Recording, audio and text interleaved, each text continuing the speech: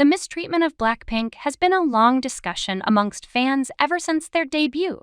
With the individual members' contracts at an end, perhaps it's time to take a deeper look into why Blackpink as a group failed. For those of you that didn't know, Blackpink were supposed to debut much earlier than 2016.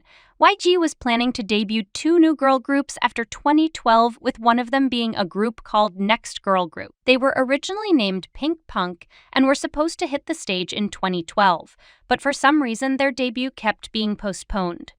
They even posted Jennie's teaser very early on, and there were reports that Pink Punk would debut in 2014, but that never happened, which was pretty hard on the members. Jennie has been pretty open about how every time she thought the group was going to debut, it would get pushed to another date. Whether YG was waiting until 21 disbanded to let the group debut is not known, but it's the first sign that there was a problem. Pink Punk was also supposed to have 9 members, but they kept leaving one by one, and the group ended up debuting with just 4 members under the name Blackpink.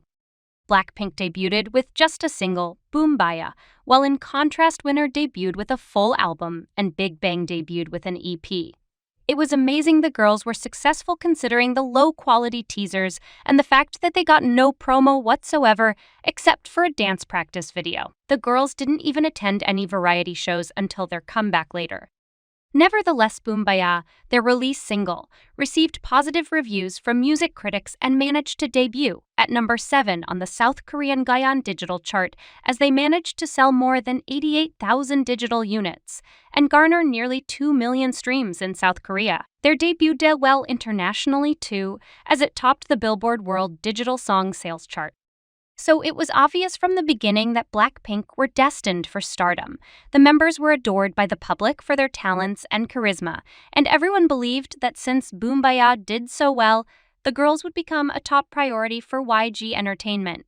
But that wasn't to be. YG promised that Blackpink would release 8 music videos in total by the end of the year, but in reality only ended up releasing 4 songs in 2016 and only released the 8th music video in 2020. And how you like that? 4 years after the company's initial statement. YG Entertainment also announced that they would release a reality TV show for the members called Blackpink TV, which we got the behind-the-scenes footage of, but never the actual show. After releasing Square 2 in November of 2016, the group was inactive for 7 months until the release of As If Your Last Hit, which was released in June 2017. This was not good marketing as the group had just debuted and had reached tons of success as rookies. The members were clearly frustrated and started to worry about the comeback not being successful, since the fans hadn't heard from them in 7 months. Jennie even had to go on V Live and say, "It's hard to ignore because it hurts my feelings. But we're always working on our new song, our new album, so don't give up. Let's not give up." Both of us, to viewers, it looked like Jennie was close to tears. Fans were given a preview and promised another album Square Free the same year, but the expected album was never released, and Blackpink ended up performing old singles like Playing with Fire, and As If You're Last at award shows because, well, they had nothing else to perform. In fact, the latter was the only song that Blackpink released during the entire year. This pattern of broken promises continued, leaving fans in the cold for an unnecessarily long time. At the end of 2017, YG Entertainment confirmed that Blackpink would make a comeback in January of 2018, but with no specific date. A month later, with no teasers or other information about the comeback being released, YG made a statement saying that the company were doing their best for Blackpink and that the girls are working very late to record songs for their mini-album. They also said that it makes no sense that Blackpink released only 1 song in 2017, which was strange because they are the ones who made that decision, no one else. This pattern of promises that fans never got to see come true went on for an unnecessarily long time. Then Blackpink finally released their first mini-album in their 2 years called Square Up. The promotion, though, was very rushed and disorganized, and the company ended up overworking the girls to get everything ready, with Jennie and Jisoo being in the training room at 2 a.m. on the day of the comeback and Rose not getting any sleep at all. Then bizarre things happened with the members' solos. Jennie was the first to get a solo, which got her tons of hate since some thought that it was unfair for her to get a debut before the other members, while some thought that it wasn't logical for YG to give solo debuts to the members since Blackpink didn't have a lot of songs anyway. Even still, the promotions were minimal and the solo diaries were self-produced by Jennie without help from the company. The company promised that each member would get their solo within the year.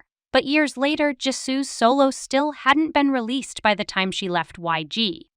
Meanwhile, the months between comebacks continued to get longer and the promotions got shorter. Their first full album came 4 years after they first debuted. Normally, groups within YG Entertainment, like Big Bang, iKON, and Treasure released their first album within a few months. Then 2 whole years went by with nothing. Like absolutely nothing. No more music releases at all, right? While Blackpink were at the height of their careers. This left fans even more disappointed. Then in April 2022, it was reported that Blackpink would be making their comeback in June. But then it was delayed and delayed again, until it was finally confirmed to happen in August. But then the actual album got released in September. What a mess up! Well, the pre-release track Pink Venom did get released in August, but after such a buildup of 2 years, fans were expecting something spectacular. YG Entertainment had promised a full album and the most expensive music video for the title track. Instead, it was just okay and left fans feel it wasn't worth waiting 2 years for this comeback. The album itself had only 8 tracks, 2 of which fans had already heard. By now, many fans were starting to think that staff at YG were deliberately undermining Blackpink's popularity and doing nothing but sabotaging their careers. Supporting that idea was the slightly cryptic remark made at one of the concerts by Jennie when she said, "I want to do 10 more songs, if I had any." At this point, fans wanted a music comeback, albums, world tours, and collaborations with foreign artists and so on. Not all the products sole brand ambassador noshling, variety shows, and individual activities. They expected the girls to come back and sing because that's their dream, not modeling and have an entire almost 2-year hiatus. They simply couldn't understand why YG Entertainment was holding back for so long, treating them more like models than musical artists. Meanwhile, YG announced that they would be releasing new Blackpink merch instead of an album. To put this in the big picture, their complete repertoire of all their songs makes up only about 2 hours of listening time. While Twice from JYP Entertainment had way over 200 songs and around 20 comebacks, as did Red Velvet. In other words, Blackpink produced about 10 times less work than their peer groups. There appeared to have been more songs written than were actually released.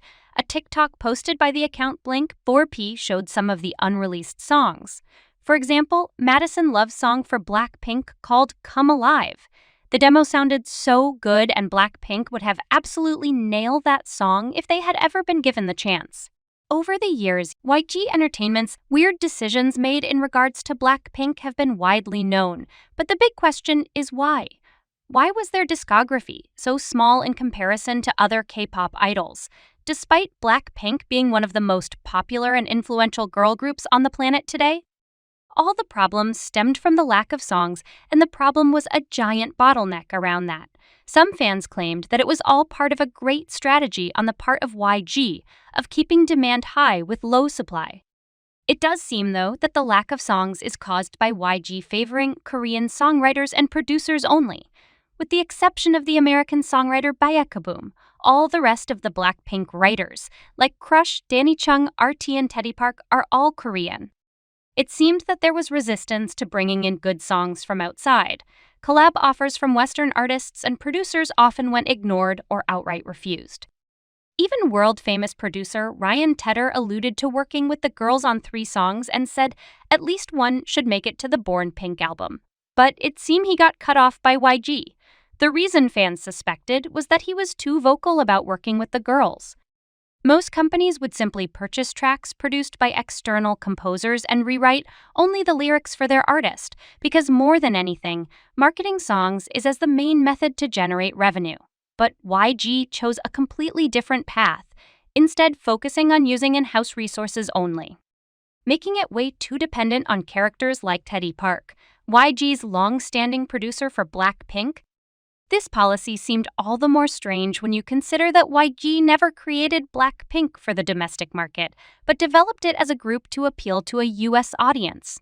Yang Hyun-suk, the former CEO, who still exerts wide control over YG, said his greatest goal has always been to create a group and managing to make it big in the States. The seeds of Blackpink's destruction appear to lie in the dreams of Yang Hyun-suk to have a female group make it big in the West with only Made in Korea music. But more than just musical restrictions, YG seemed to impose restrictions on Blackpink attending sponsors' events that they were brand ambassadors for. When Lisa traveled to Paris for a Bulgari event, she wasn't permitted to attend by YG because of the pandemic. And fashion magazines like Harper's Bazaar Thailand, Nylon China, and Vogue Thailand had also publicly spoken out against YG in the past, criticizing the company for being hard to reach and making unreasonable demands when it came to booking Lisa. It's crazy to think about all the people who reached out to the girls for collaborations or photo shoots, but instead found YG being unnecessarily difficult to deal with in many instances. And while not every opportunity would have been suitable or should have been pursued, they could have been more open to offers both in terms of musical collaborations as well as brand promotions.